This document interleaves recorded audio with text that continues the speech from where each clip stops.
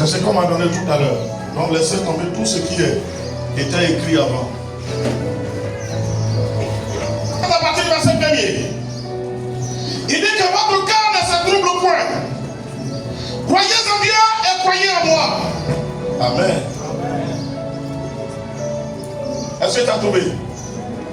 Jean 14, le verset 1er. Que votre cœur ne se trouble point. Croyez en Dieu et croyez en moi. Pourquoi Jésus le dit?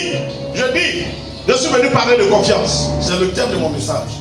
Ayons confiance en Dieu. Pourquoi Jésus le dit ici? Parce que quelqu'un qui marche avec le cœur troublé, il est un homme sans espoir. Parce qu'il est déséquilibré. Dans son fonctionnement, il est déséquilibré. On réussit, on fait des espoirs lorsqu'on a l'esprit arrêté. Quand je veux dire arrêté, je veux dire l'esprit fixé. On réussit lorsqu'on est stable dans ce qu'on fait. Lorsqu'on a confiance en soi. Lorsqu'on a confiance en ce qu'on est en train de faire. Et pour nous qui sommes chrétiens, on réussit lorsqu'on a confiance que Dieu est avec nous et qu'il va nous aider à réussir dans notre entreprise là. Alors malgré les difficultés, on fonce. Et puis on finit par obtenir quoi? Des résultats. Et l'autre dit, oh c'est parce qu'il est intelligent. Il y a des gens plus intelligents que toi. Il ne pouvait pas réussir là. Il y a des gens qui étaient plus sages que toi. Ils ne pouvaient pas réussir là. Il y a des gens qui ont eu beaucoup de moyens à leur disposition. Mais là où tu es en train d'exceller, ils ne pouvaient pas exceller. Bien aimé, ce que nous vivons ici, les témoignages que nous entendons ici, laissons-nous instruire par ces choses. Et ayons confiance en Dieu. On entend tellement de bons témoignages, des choses qui dépassent la science, la capacité humaine. Si Dieu le fait, qui cherche l'argent? C'est l'homme qui est vivant. L'argent, on parle là, l'argent ne vient pas du ciel. L'argent, c'est le moyen d'échange que les humains ont trouvé par l'intelligence et la sagesse entre l'homme et l'homme. Donc, je cultive du riz. Hein? Maman Patterson nous fait son attiéké. Du bon attiéké. Moi, je ne fais pas attiéké, j'ai envie de manger attiéké. Je m'approche d'elle, je lui donne mon argent. Et en retour,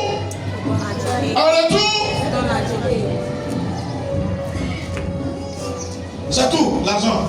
C'est le rôle de l'argent qu'elle a. Véhicule. Je ne fabrique pas de voiture. Donc je cherche quoi? L'argent. Quand j'ai l'argent, je m'approche des concessionnaires. Et puis je donne mon argent. Et ils me donnent quoi? La V8. La confiance qu'on a dans la stratégie qu'on met en place. C'est ça qui nous motive. C'est pas ça? La confiance qu'on a dans la stratégie qu'on met en place. C'est ça qui nous motive. Donc, je le dis souvent aux gens. On dit je ne me repose pas, que je ne prends pas de congé.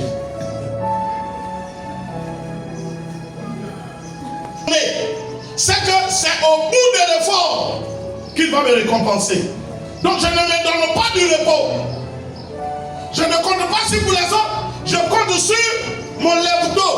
Je compte sur ce que vous appelez la force que Dieu m'a donnée, qu'on appelle le courage, la détermination. Je suis ici. Actuellement, quand je vais finir, je vais monter, je vais recevoir. Je ne sais pas quelle heure je finis. Quand je finis demain, 5h et quelques du matin, si tu arrives ici, tu vas me trouver, je vais venir changer de véhicule. Je m'en vais au champ et je quitte là-bas vers 16h, 17h. Je vais arriver ici. Je vais arriver à la maison souvent vers 20h, 21h. Et puis le mardi, je suis encore à l'église ici.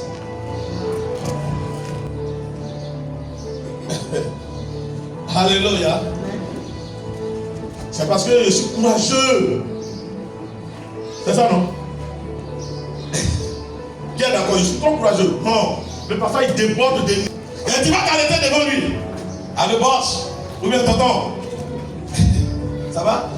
Tu peux m'accorder un petit temps. Je vais t'expliquer un petit problème. Au fait, je ne sais pas par où commencer, mais si tu ne sais pas par où commencer, pourquoi tu es venu? Sinon, de toi à moi, tu sais par où commencer. Mais toi-même, tu sais que c'est gênant. S'il a eu, comment il a fait pour avoir? Tu as besoin de ce qu'il a, sans faire l'effort que lui il a fait pour avoir. Donc tu es obligé de faire un autre effort. Cette fois-ci, c'est l'humiliation. Tu es obligé de faire l'effort de l'humiliation. Allez t'humilier, gratter ta tête, ça ne te démange pas, mais tu grattes quand même. Attends, combien? Bon, même si tu ne vas pas demander, il y a des circonstances. Quand tu réfléchis, ça mérite que tu te battes. Alléluia.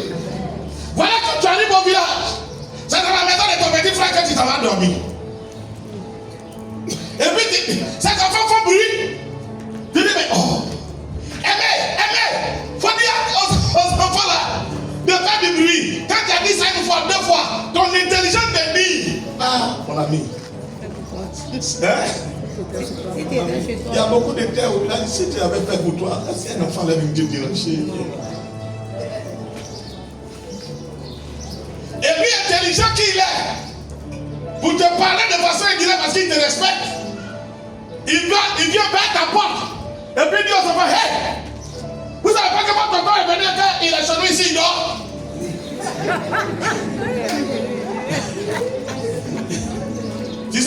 Qui a un projet? Le projet réussit par les stratégies. Oui ou non? Demandez au chef d'entreprise.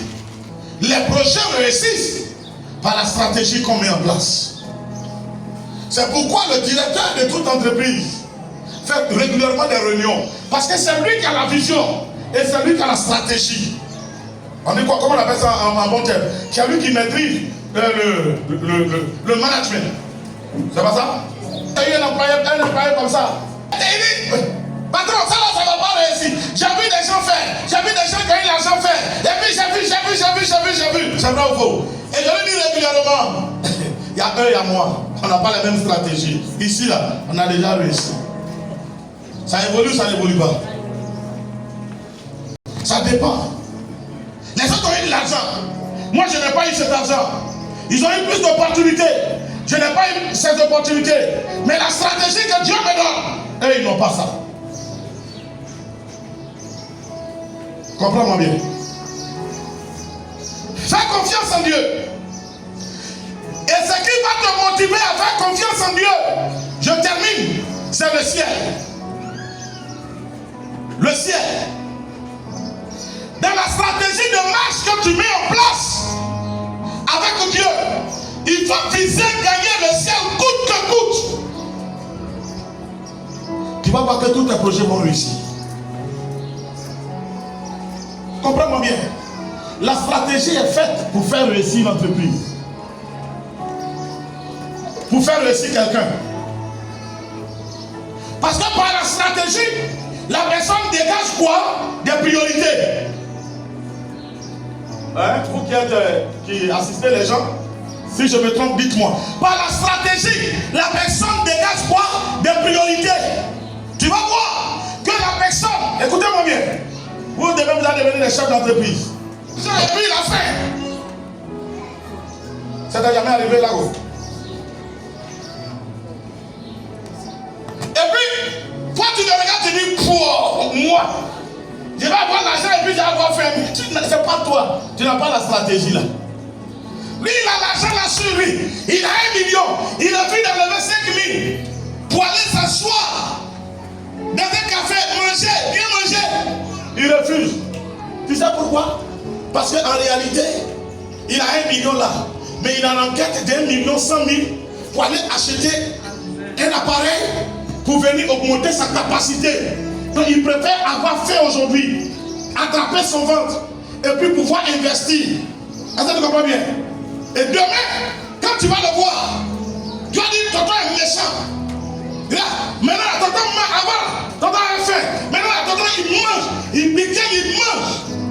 Gagner quoi? Pour gagner le ciel. La vie chrétienne est difficile quand elle est menée sans objectif. La vie chrétienne, elle est difficile quand elle est menée sans objectif. Parce que les passions du monde, les passions de la terre, dimanche passé j'en ai parlé, nous tirent tellement. La distraction, tout est fait pour nous amener à échouer dans notre marche avec Dieu. Premièrement, on ne voit pas Dieu. Deuxièmement, il y a tellement d'interdits dans le christianisme. Tu ne peux pas fumer, tu ne peux pas boire, tu ne peux pas courir les filles. C'est-à-dire que tout ce que les gens font pour dire qu'ils vivent, toi tu es privé de ça. À la fin, tu trouves que c'est comme une prison. Mais quand tu regardes et que tu comprends que ce que tu vas avoir au bout, ils n'auront jamais parce que ça ne peut pas s'acheter. On ne peut pas payer le ciel. Le ciel ne se vend nulle part. Au ciel, on obéit pour avoir. Il dit si tu crois et que tu obéis, tu seras comment? Sauvé. Ça te motive.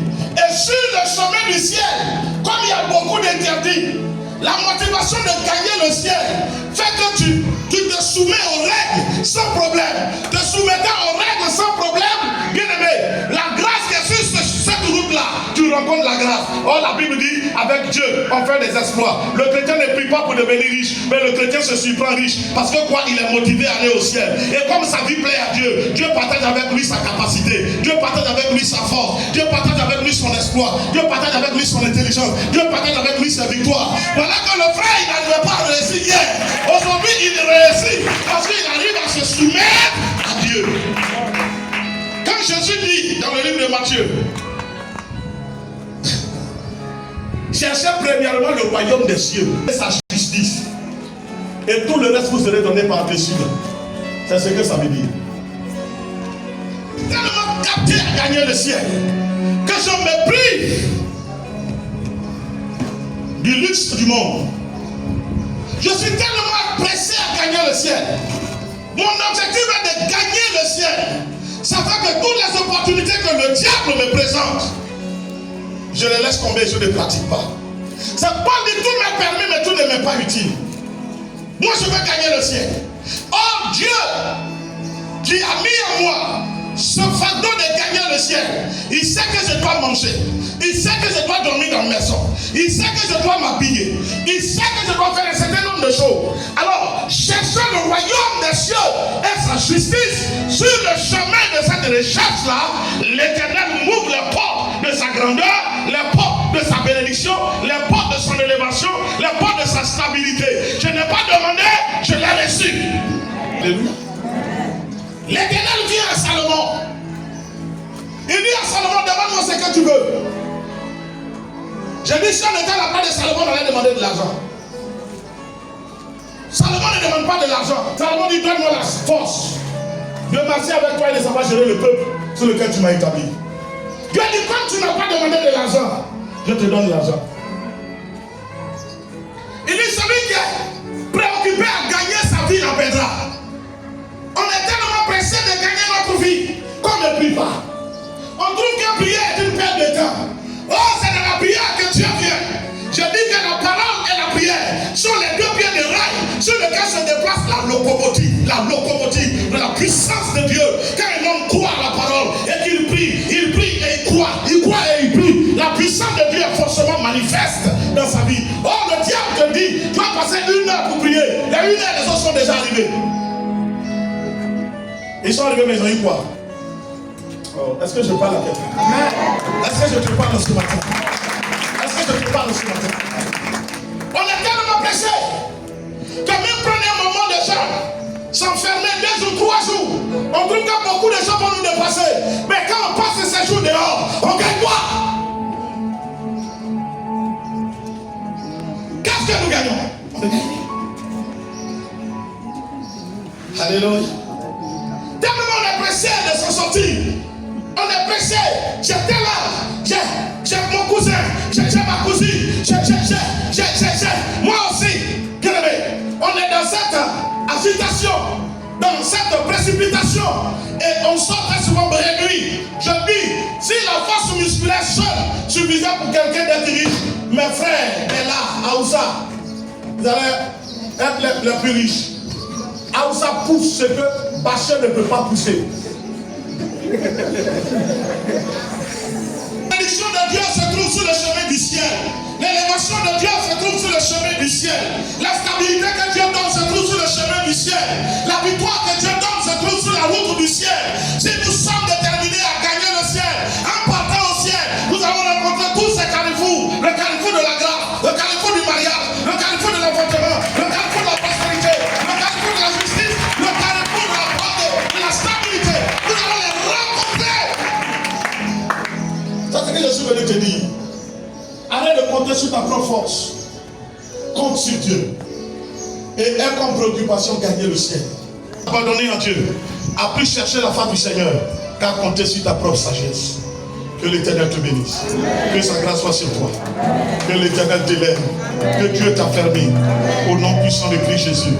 Demande au Seigneur de t'aider dans ta marche avec lui. Au nom puissant de Christ Jésus. Amen. Tiens-toi avec moi, on va prier. Jean 14, verset 1. Prions ensemble.